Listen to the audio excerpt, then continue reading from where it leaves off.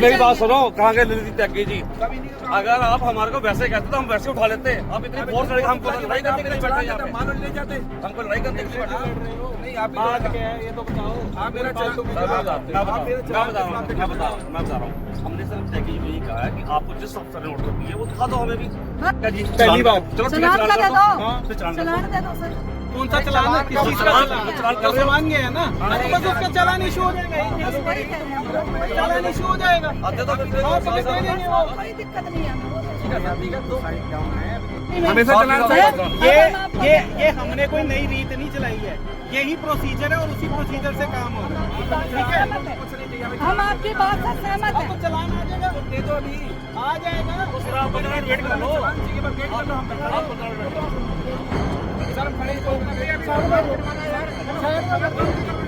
तो हमारा माल डाल दिया, हमारे को चलान दिया जाए या कोर्ट के कोई कागज दो। इनको बोलो ये भी दिखा दे ऑर्डर। कोर्ट में लिखा हो हम ऑन से ऑर्डर नहीं दिखा सकते। अगर ऑर्डर नहीं दिखा सकते चलान तो हमें चलान तो हमें सब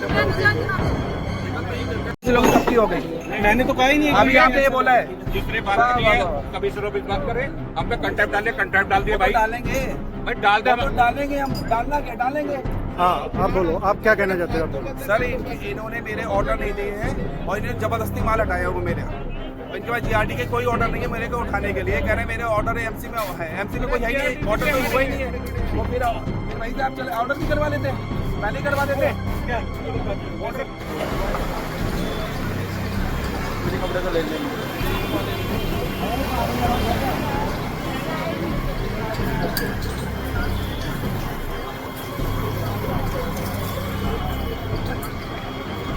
क्या लिखा हुआ है जज ने? Prima facie a case is made out for the grant of interim relief in this case. In these circumstances, the applicant is permitted to work as street vendor in sector 22 near Super Bazaar at least till new vending site is not allotted to the applicant. Site allot होगी, उस तो बाद क्या common sense कहती है ये जाओ थे। एक छोटी सी बात मैं कहना उस चाहता तो हूँ। आगे एक मिनट, उस तो आगे और he is relocated in adjoining zone. This order would not reflect upon the main decision of the case which would be taken on it. जी आप सर बोलो। ये हमें सारा कुछ पता है, ठीक है। जीआरडी से हमारा केस चल रहा है सर, ऑलरेडी उसकी डेट पड़ी हुई है और हम इनसे कह रहे हैं कि आप जिस अफसर का ऑर्डर लेके आए हो वो दिखा दो हमारे को, जिसके तहत आप माल उठा रहे हो चलान। और इनसे ये कह रहे हैं कि अगर नहीं तो हमारा चलान कर दो।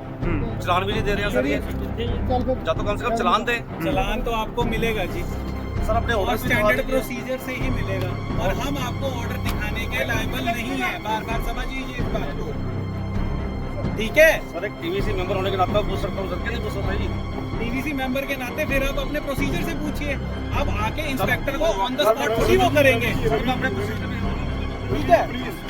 टीवीसी में ये भाई साहब भी बैठे थे, डीसी साहब को कुछ कह रहे थे, पूछो डीसी साहब ने क्या कहा था इनको, सामने बैठे हैं। कोर्ट के लिए नहीं कॉमन सेंस दिखा दो, इनको स्टे पक्की है, स्टे पक्की है, जीआरडी स्टे आप नहीं माने, बात दूसरी है। जीआरडीसी आप पहली बात तो कोई पहली बात तो आप पोलाइटली बात करो, पोलाइटली बात कर रहे हैं, ठीक है। गुस्सा नहीं करो। हाँ जीआरडीसी से हमें समन करा दो, जीआरडीसी में हमारी कंटेम्प्ट डाल दो। सम्मान नहीं, हम आपसे बात अगर हम गलत हैं तो जीआरडीसी में हमारी कंटेम्प्ट डालो। आप आर्डर को नहीं मान रहे हैं। कौन?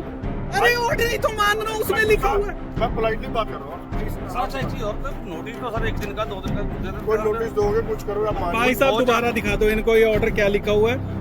Till the vending site is not allowed to apply और एडजॉइनिंग ऑर्डर मान रहे हैं। हमने नहीं दिया, टाइम से भरते रहते हैं, 1.5 लाख नहीं भरना पड़ता। हमें तो टाइम से गरीब बंदा क्या करेगा ये बताओ। चलो कहीं जज के साइन है, कोई एक ऑर्डर पे कोर्ट के जज के साइन होते हैं, कहीं किसी को दिख रहे हैं तो मुझे दिखा दे, मैं तो अनपढ़ आदमी। जाओ ये तुम उठाओ नाम है इसका, मदद कौन दे? ये एप्लीकेशन को ऑर्डर बना के दिखा अरे रहे इसमें हैं। देखा जीआरडी से देना ये एप्लीकेशन। अरे नंबर भी नहीं लगा हुआ भाई, इस पे देना, नंबर भी नहीं लगा हुआ। अरे ये क्या है, खाली क्यों छोड़ा हुआ है? इसमें लास्ट पेज में जज के साइन होते हैं। कहाँ है जज के? ये आपका एप्लीकेट, यहाँ पे आपके साइन होंगे थ्रू काउंसिल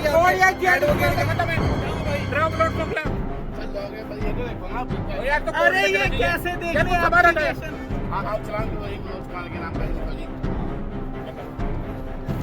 ये ले लो सर। दीपक जी हाँ जी भाई कह मणि शुरू करो यार। तुम्हारे करेंगे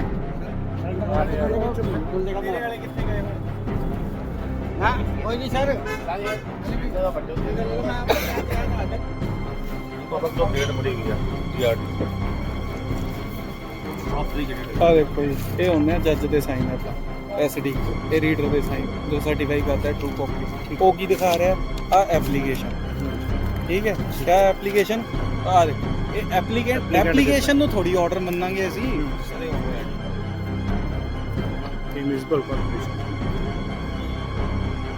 ਇੱਕ ਮਿੰਟ चलो चलो बाकी बंदे चलो चलो सारे बचा दो संजय भी है वो जवान बचाओ सारे आता ना आंटी तो जान दो बीच में सामान पकड़ पकड़ पकड़ भाई जी का काम नहीं अंदर हो जाए सामान चेक कर दो भाई किसी ने कोई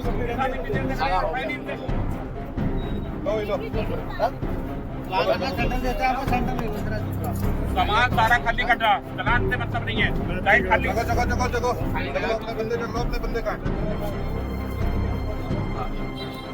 चक बेटा चक रख पीछे रख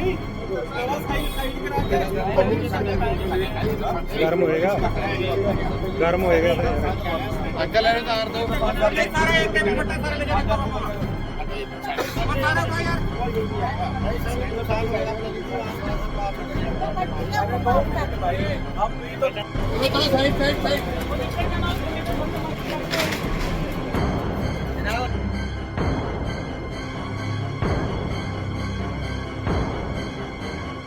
जो रूल बनाते हैं ना वहाँ पे चलान करवा उनके पास लड़ने की हिम्मत नहीं है हमसे तुम लड़ते हो बहसबाजी लग रहा है यार ज्ञान देने की तो जरूरत ही नहीं मेरे को। क्यों बोल रहे हैं वो यहाँ पे ज्ञान तो देना नहीं कैसे लगेगा ये बताओ हटेगा कैसे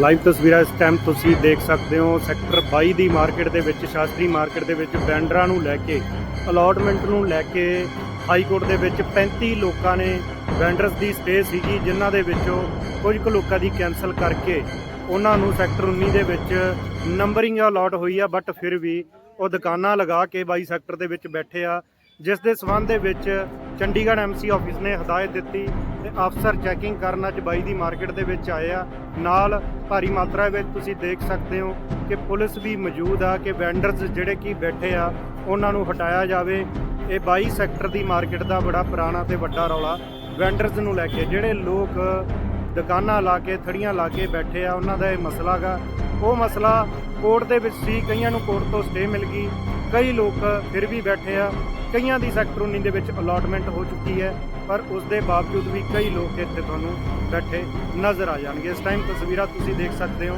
ਸੈਕਟਰ 22 ਸ਼ਾਸਤਰੀ ਮਾਰਕੀਟ ਦੀਆਂ ਜਿੱਥੇ ਕਿ MC ਆਫਿਸ ਤੋਂ ਅਫਸਰ ਸਾਹਿਬਾਨ ਪਹੁੰਚੇ ਹੋਏ ਆ ਉਹ ਸਾਰੀ ਚੈਕਿੰਗ ਕਰ ਰਹੇ ਆ ਜਿਨ੍ਹਾਂ ਦੀ ਫੀਸ ਨਹੀਂ ਭਰੀ ਹੋਈ ਜਾਂ ਜਿਨ੍ਹਾਂ ਨੂੰ ਦੁਕਾਨਾਂ ਅਲਾਟ ਹੋ ਚੁੱਕੀਆਂ ਨੇ ਉਹ ਲੋਕ ਫਿਰ ਵੀ ਧੱਕੇ ਨਾਲ ਅੱਡੇ ਦੇ ਉੱਪਰ ਬੈਠੇ ਆ ਜਿਨ੍ਹਾਂ ਨੂੰ ਕਿ ਪੁਲਿਸ ਵੱਲੋਂ ਤੇ ਨਾਲ MC ਦੇ ਜਿਹੜੇ ਅਫਸਰ ਸਾਹਿਬਾਨ ਆਏ ਹੋਏ ਆ ਉਹ ਹਟਾ ਰਹੇ ਆ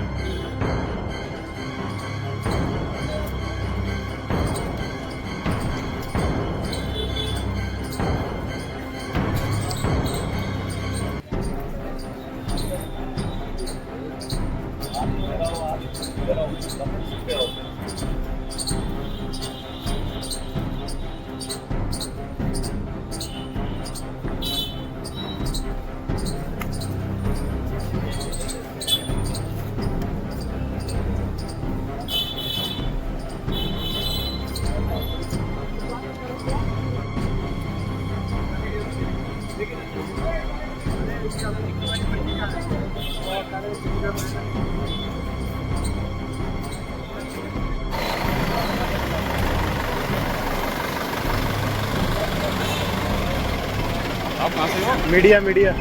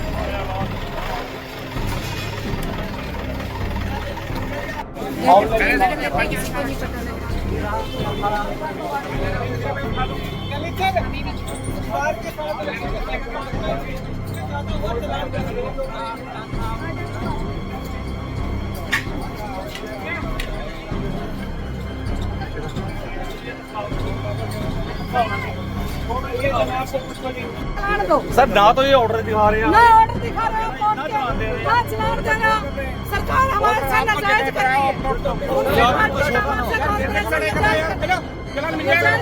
मैं चलान कर दी दो चलान करवाओ तभी मिलेगा। हमारा नाम दिया अपने चलान कर नहीं करता हमें अंदर कर दो यार कम भी दे रहे चलान यार तुम लड़ाई कर रहे दूसरे कंटे पे कोई लड़ाई नहीं कर रहा फिर मेरे कंटे से बात करिए फिर ये बंदा और ये दूसरे कंटे चलान वो तो करा चलान देगा चलान दो हमें सब चलान दो हमें चलान करना चलो